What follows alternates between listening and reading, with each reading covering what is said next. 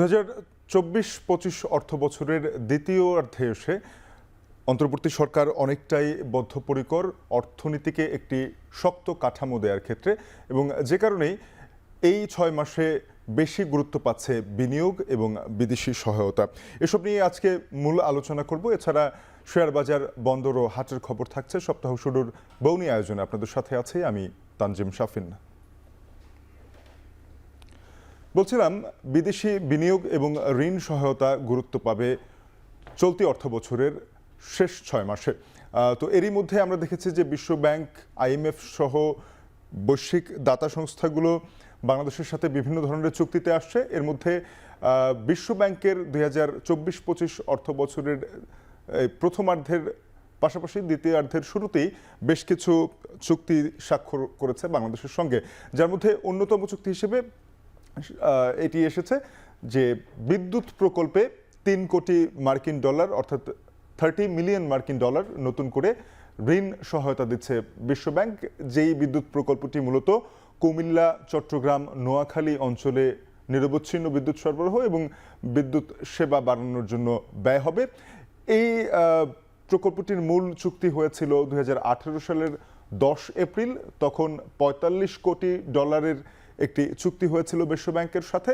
তবে করোনা মহামারীর সময় বিশ্বের অর্থনৈতিক অবস্থা যখন কিছুটা ঝিমিয়ে পড়ে, তখন এই ঋণ চুক্তি থেকে অর্থাৎ 45 কোটি মার্কিন ডলারের ঋণ চুক্তি থেকে 5 কোটি ডলার প্রত্যাহার করেছিল বিশ্ব ব্যাংক। তবে সম্প্রতি আবারও অতিরিক্ত অর্থের প্রয়োজন পড়ায় এবং সেটি যৌক্তিক মনে করায় বিশ্ব ব্যাংক সেখানে আরও 3 কোটি ডলার ঋণ সহায়তা যুক্ত করতে যাচ্ছে। এই ঋণটি একটি দীর্ঘমেয়াদী ঋণ, 5 বছরের গ্রেস পিরিয়ড রয়েছে, অর্থাৎ এই 5 বছরের জন্য কোনো অতিরিক্ত চার্জ দিতে হবে না বিশ্ব ব্যাংকে, এবং স্বল্প সুদে 1.5% সুদে এই মূল ঋণটি পরিশোধ করতে হবে 30 বছর মেয়াদে। আমরা একটু দেখে নিতে পারি যে বিশ্ব ব্যাংক থেকে বাংলাদেশের বিভিন্ন অর্থ বছরে যেই ঋণ সহায়তা এসেছে তার একটি পরিসংখ্যান। সেখানে আমরা দেখতে পাবো যে 2024-25 অর্থ বছরে এরই মধ্যে $1 বিলিয়ন বেশি ঋণ সহায়তা এসেছে বিশ্ব ব্যাংক থেকে। আমরা যদি পরিসংখ্যাটি দেখে নিই যে 2015-16 অর্থ বছরে মোট $1407 মিলিয়ন ঋণ সহায়তা এসেছিল। 2017 সালে কিছুটা কমে যায় $1152 মিলিয়ন, এবং 2018 সালে সেটি প্রায় $3 বিলিয়ন কাছাকাছি ছিল। এরপরে 2019-20 এবং 21 সালে $2 বিলিয়ন কাছাকাছি ছিল। 21 সালে আমরা দেখেছি যে সেটি $2 বিলিয়ন ছাড়িয়ে যায়, $2309 মিলিয়ন মার্কিন ডলার অর্থাৎ $2.3 বিলিয়ন পৌঁছায়।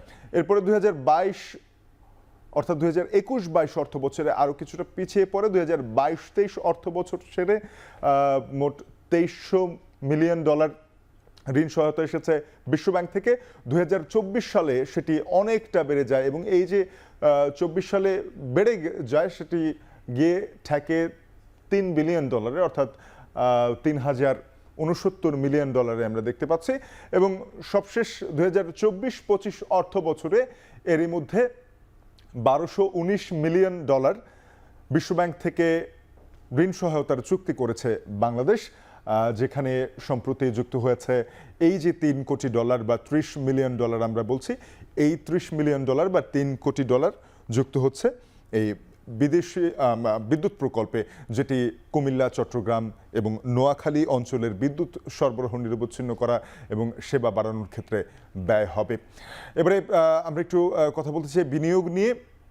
ইসলামী ধারায় সুকুক বন্ড ছেড়ে আবারও টাকা তোলার উদ্যোগ নিয়েছে সরকার, যেখানে আগামী মার্চে 3000 কোটি টাকা এই বন্ডে প্রবাসীরাও বিনিয়োগ করতে পারবেন, এবং বিদেশি মুদ্রা বিনিয়োগ সহ ব্যাংক, আর্থিক খাতের বিভিন্ন প্রতিষ্ঠান, বীমা প্রতিষ্ঠানের বিনিয়োগের সুযোগ থাকছে। জানেন যে এখনও মুদ্রানীতি বা বিভিন্ন নীতি নির্ধারণের মাধ্যমে সংকোচনমূলক নীতিতে আছে বাংলাদেশ ব্যাংক, অর্থাৎ যেই ইনফ্লেশনটা রয়েছে, আমাদের মূল্যস্ফীতি রয়েছে, সেটি কমিয়ে আনার চেষ্টা চলছে। পাশাপাশি অর্থের মজুদ বাড়ানোর চেষ্টা করছে কেন্দ্রীয় ব্যাংক। সেই উদ্দেশ্যেই এই বন্ডগুলো ছাড়া হয়ে থাকে এবং এই সুকুক বন্ডটি মূলত ইসলামী ধারার একটি বন্ড, যেখানে আগামী মার্চে ৩,০০০ কোটি টাকার সুকুক বন্ড ছাড়বে সরকার। এখানে ৭০% বরাদ্দ শরিয়া ভিত্তিক ব্যাংক, আর্থিক ও বীমা প্রতিষ্ঠানের, 10% বরাদ্দ প্রচলিত ব্যাংকের ইসলামী শাখা এবং উইন্ডোগুলোর, 20% বরাদ্দ ব্যক্তি বিনিয়োগকারী এবং প্রাইভেট ফান্ড, ডিপোজিট, অন্যান্য খাতে। এবং এই যে সুকুক বন্ড থেকে সংগৃহীত অর্থ, এই অর্থ সরকার ব্যয় করবে পল্লী সড়কের, অর্থাৎ গ্রামীণ যেই যোগাযোগ রয়েছে, গ্রামীণ যোগাযোগ অবকাঠামো, বেশিরভাগ ক্ষেত্রে সড়কের কাজে এই সুকুক বন্ড থেকে সরকার যে অর্থ সংগ্রহ করবে ৩,০০০ কোটি টাকার লক্ষ্য রয়েছে, সেটি ব্যয় করা হবে। এবারে একেবারে সরাসরি কেন্দ্রীয় ব্যাংকের খবর জানতে চাই। কেন্দ্রীয় ব্যাংকের সাবেক ডেপুটি গভর্নর এস.কে. সুরের লকার খুলতে আসছে দুর্নীতি দমন কমিশন। এদিকে এফবিসিসিআই এর বোর্ড গভর্নরের সঙ্গে সাক্ষাৎকারের কথা রয়েছে। সে বিষয়ে বিস্তারিত জানাতে বাংলাদেশ ব্যাংকে এই মুহূর্তে আছেন সহকর্মী আতাউর নিয়ন, তার সঙ্গে যুক্ত হব। জানাবেন যে নিয়ন, এস.কে. সুরের যেই লকার ভাঙার কথা রয়েছে, সেটি দুদক কখন এই অভিযানটি পরিচালনা করবে, পাশাপাশি আজকে কেন্দ্রীয় ব্যাংক কর্মকর্তাদের আর কি কি কার্যক্রম ছিল?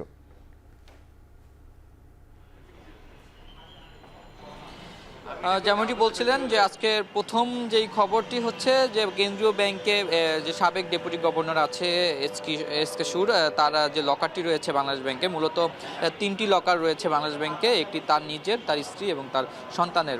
এখানে বাংলাদেশ ব্যাংকের যেসব কর্মকর্তারা থাকেন তারা বাংলাদেশ ব্যাংকের পরিচালিত লকারে তারা তাদের সার্বিক জিনিসপত্রগুলো এখানে রাখতে পারেন। তো তার যে লকারটি রয়েছে সেই লকারটি খুলতে আদালতের নির্দেশক্রমে আজকে বাংলাদেশ ব্যাংকে ম্যাজিস্ট্রেট সহকারে 7 সদস্যের একটি দুদক প্রতিনিধি দল বাংলাদেশে সেই সকাল 10:30 নাগাদ চলে এসেছে। তবে এখন পর্যন্ত তারা লকারটি খোলার উদ্দেশ্যে রওনা দেয়নি, কারণ সকাল থেকেই যে আইনি প্রক্রিয়া রয়েছে সেই বিষয়গুলোই তারা মেটানোর জন্য কাজ করছেন। মূলত বাংলাদেশ ব্যাংকের আইন অনুযায়ী হচ্ছে একটি ব্যক্তিগত লকার খোলার ক্ষেত্রে ওই ব্যক্তি ছাড়া বা তার নমিনি ছাড়া কেউ খুলতে পারেন না। সেক্ষেত্রে আদালতের নির্দেশ থাকলেও বাংলাদেশ ব্যাংকের আইন অনুযায়ী সেখানে বেশ কিছু আইনি প্রক্রিয়ার মাধ্যমে কিন্তু লকারটি খোলার নির্দেশ থাকে, যেখানে লকারটি খুললে এস.কে. সুরের লকারে কি আছে সেই সব কিছুই কিন্তু দুদক আজকে বাজেয়াপ্ত করে নিয়ে যাবে। তো সেই জায়গা থেকে লকার খোলার যেই সার্বিক কার্যক্রমগুলো রয়েছে, আইনি নীতি অনুযায়ী যেই প্রক্রিয়া রয়েছে সেই প্রক্রিয়া সম্পন্ন করা হচ্ছে। তো আমরা এর আগে দেখেছি যে বিগত পতিত আওয়ামী লীগ সরকারের আমলে কিন্তু যেই ব্যাংকগুলো ধ্বংস, ব্যাংক খাতকে ধ্বংস করার যে মূল হোতা এস আলম বা সালমান এফ রহমান যাদের কথা বলা হয়েছে, তাদের যে সুযোগ সুবিধা দেওয়া সেটি বাংলাদেশ ব্যাংকের পক্ষ থেকে যারা দিয়েছে তাদের অন্যতম একজন ছিলেন ডেপুটি গভর্নর এস.কে. সুর, যে কারণে মূলত তাকে খুব সম্প্রতি তার বাসা থেকে গ্রেফতার করা হয় এবং তার বাসায় অভিযান চালিয়ে বেশ কিছু হাজার কোটি টাকার উপরে তার বাসায় কয়েক কোটি টাকা সঞ্চয়পত্র, নগদ অর্থ এবং বৈদেশিক মুদ্রা কিন্তু জব্দ করা হয়। তো তারই ধারায় আজকে বাংলাদেশ ব্যাংকের লকারে তার লকার হচ্ছে খোলার জন্য দুদকের প্রতিনিধি দল এসেছে পরিচালনা করতে। তো এই ছিল বাংলাদেশ ব্যাংকের এস.কে. সুরের লকার খোলার তথ্য নিয়ে আমার কাছে সর্বশেষ। আতাউর, আপনাকে ধন্যবাদ। সহকর্মী আতাউর নিয়ন যুক্ত হয়েছিলেন কেন্দ্রীয় ব্যাংক থেকে।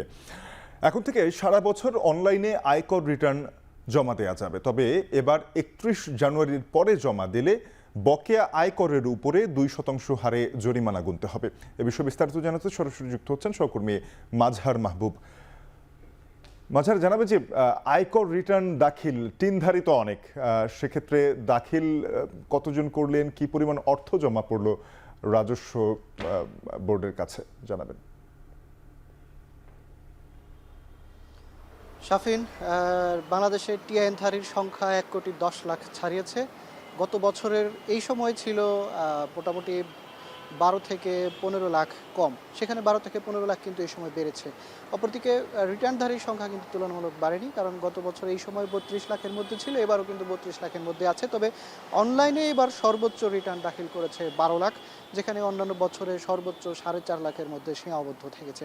তবে জিটিএনবিআর বলছে যে আসলে নভেম্বরের পর যদি কেউ অনলাইনে রিটার্ন সারা বছরই দেওয়া যাবে এবং যদি কেউ দিতে চায় সেক্ষেত্রে কিন্তু তাদের 2% হারে যেটি জরিমানা করতে হবে এটি কিন্তু আগেও ছিল, তবে এনবিআর বারবার সেটি আসলে মনে করিয়ে দিচ্ছে। এটিতে তেমন কোনো নতুনত্ব আসলে আনা হয়নি।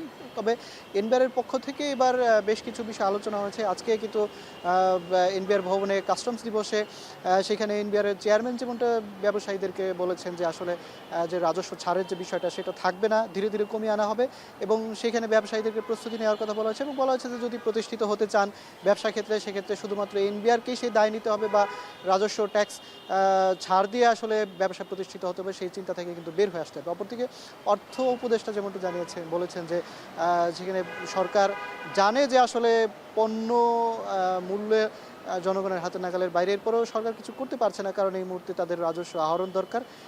অপরদিকে আইএমএফের পক্ষ থেকে যেটা বলা হয়েছিল, যেটি এনবিআরকে লক্ষ্যমাত্রা দেওয়া হয়েছিল সেই লক্ষ্যমাত্রা পূরণ হয়নি এমনটাই কিন্তু বলা হচ্ছে। তবে এনবিআর বলছে যে আসলে তাদের লক্ষ্যমাত্রা তারা পূরণ করেছে, সেখানে বাংলাদেশ ব্যাংকের সঙ্গে আসলে আইএমএফের যে লেনদেন সেটি কিন্তু এখন মিটমাট করতে হবে। শাফিন। মাঝার, আপনাকে ধন্যবাদ। সহকর্মী মাঝার মাহবুব জানাচ্ছিলেন যে এবছর আয়কর রিটার্ন দাখিল বেড়েছে প্রায় 8 লাখের মতো, যদিও লক্ষ্যমাত্রা পুরোপুরি অর্জন করতে পারেনি জাতীয় রাজস্ব বোর্ড।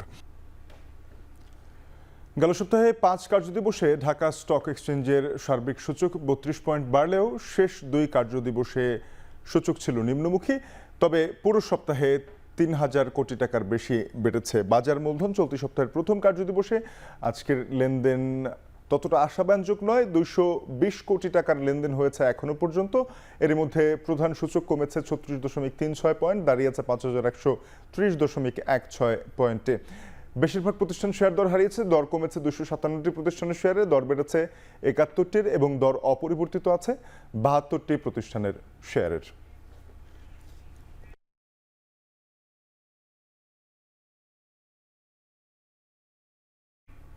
সাবেক 24 সংসদ সদস্যের শুল্কমুক্ত গাড়ি সহ 47টি গাড়ি নিলামে তুলেছে চট্টগ্রাম কাস্টমস কর্তৃপক্ষ। এ নিয়ে বিস্তারিত জানিয়েছেন সহকর্মী হাজেরা শিউলি। 2 দফায় নোটিশ দেওয়ার পরও খালাস না করায় সাবেক এমপিদের আমদানি করা 24টি বিলাসবহুল গাড়ি সহ মোট 47টি গাড়ি নিলামে তুলেছে চট্টগ্রাম কাস্টমস হাউজ। অনলাইন নিলাম হওয়ায় এক্ষেত্রে দেশের যে কোনো প্রান্তের ক্রেতারা নিলামে অংশ নিতে পারবেন। বলা যায় যে এটি গাড়ির দ্বিতীয় সর্বোচ্চ সংখ্যক গাড়ির নিলাম এবং এই নিলাম নিয়ে কিন্তু ক্রেতাদের ব্যাপক আগ্রহ, যেহেতু এগুলো লেটেস্ট মডেলের এবং সাবেক এমপিদের আমদানি করা। এক্ষেত্রে আসলে সরকার পতনের পর গত 6ই আগস্ট সংসদ ভেঙে দেওয়া হয় এবং সরকার শুল্কমুক্ত সুবিধায় গাড়ি আমদানির যে সুবিধা সেটি বাতিল করে দেন। আজ থেকে দরপত্র জমা নেওয়া হচ্ছে, 16 ফেব্রুয়ারি পর্যন্ত দরপত্র জমা নেওয়া হবে। এর আগে আগ্রহীরা এই গাড়িগুলো চট্টগ্রাম বন্দরের কারশেডে পরিদর্শন করতে পারবেন 2 থেকে 4 ফেব্রুয়ারি পর্যন্ত। কাস্টমস কর্তৃপক্ষ আশা করছে তারা এই নিলামে ব্যাপক তারা সাড়া পাবেন। সবগুলো গাড়ির সংরক্ষিত মূল্য নির্ধারণ করা হয়েছে প্রায় 300 কোটি টাকা। এর মধ্যে সাবেক এমপিদের আমদানি করা গাড়ির সংরক্ষিত মূল্য নির্ধারণ করা হয়েছে প্রায় 240 কোটি টাকা 24টি গাড়ির, এবং এক একটি গাড়ির সেখানে টয়োটা ল্যান্ড ক্রুজার মডেলের এই গাড়িগুলোর এক একটি দাম পড়ছে প্রায় 9,67 লাখ টাকা। কাস্টমস কর্তৃপক্ষ আশা করছেন যে তারা এই নিলাম থেকে প্রায় 150 থেকে 200 কোটি টাকা রাজস্ব পাবেন। তো এই ছিল আমার কাছে চট্টগ্রাম কাস্টমস হাউজের গাড়ির নিলাম আয়োজনের সবশেষ। শীতে সমুদ্রগামী জেলেদের জালে ধরা পড়ছে না কাঙ্ক্ষিত মাছ। এতে কলাপাড়ার মৎস্য বন্দরগুলোতে কমেছে সামুদ্রিক সহ বিভিন্ন মাছের সরবরাহ। এ নিয়ে আরও জানাতে আলিপুর মৎস্য বন্দর থেকে যুক্ত হয়েছেন সহকর্মী জসিম পারভেজ। জসিম, জানাবেন যে সমুদ্রে মাছ কম পাওয়া নিয়ে জেলেরা কি জানাচ্ছেন, পাশাপাশি মাছের দাম কেমন বেড়েছে? শাফিন, আপনি জানেন যে বঙ্গোপসাগরের অতি নিকটে একটি মৎস্য অবতরণ কেন্দ্র, সেটি হচ্ছে এই আলিপুর এবং মহিপুর মৎস্য অবতরণ কেন্দ্র। সে কারণে কিন্তু উপকূলীয় অঞ্চলে যে সকল সমুদ্রে যারা মাছ শিকার করে তারা খুব কম সময় এবং দ্রুত মাছ বিক্রি করে আবার পুনরায় সাগরে যেতে পারেন, সে কারণে তারা এখানে এই মৎস্য বন্দর অবতরণ কেন্দ্রে আসেন। তো আজ এই মৎস্য অবতরণ কেন্দ্রে যারা মাছ নিয়ে এসেছেন সংখ্যায় কম হলেও তারা এখানে বেচা বিক্রি করেছেন। 1 কেজি ওজনের যে ইলিশটা আজ বেচা বিক্রি হয়েছে 1200 থেকে 1300 টাকা প্রতি কেজি, এবং 800 থেকে 900 গ্রাম ওজনের যে ইলিশটা আজ বেচা বিক্রি হয়েছে 1000 টাকা প্রতি কেজি, এবং 500 থেকে 700 গ্রাম ওজনের যে ইলিশ তা আজ বেচা বিক্রি হচ্ছে প্রতি কেজি 800 টাকা। এছাড়া জেলেরা আমাদেরকে বলেছে যে আসলে শীত মৌসুম চলায় সাগরে মাছের বিচরণটা অনেকটাই কমেছে, সে কারণে তাদের জালেও কাঙ্ক্ষিত ইলিশ সহ অন্যান্য সামুদ্রিক মাছ কম দেখা মিলছে। যে মাছ শিকার হচ্ছে তা নিয়ে এই অবতরণ কেন্দ্রে আসলেও ভোক্তা পর্যায়ে চাহিদা কম থাকায় মাছের দাম এবং সরবরাহ অপরিবর্তিত রয়েছে এবং একই সঙ্গে দামও অপরিবর্তিত অবস্থায় রয়েছে। তারা প্রত্যাশা করছেন যে এই যে মাছ আরোহণ করছেন এতে তাদের লোকসানে পতিত হচ্ছে এবং এই লোকসানের পরিমাণটা ভারী হচ্ছে। এই ছিল আমার কাছে সবশেষ। শাফিক। জসিম, আপনাকে ধন্যবাদ। সহকর্মী জসিম পারভেজ যুক্ত হয়েছিলেন কলাপাড়া থেকে। এ ছিল বৌনিতে। এখন টেলিভিশনের ওয়েবসাইট দেখতে ভিজিট করুন www.ekhon.tv। যুক্ত থাকুন ফেসবুকে facebook.com/tv.ekhon এবং ইউটিউবে দেখতে ভিজিট করুন youtube.com/c/ekhon tv।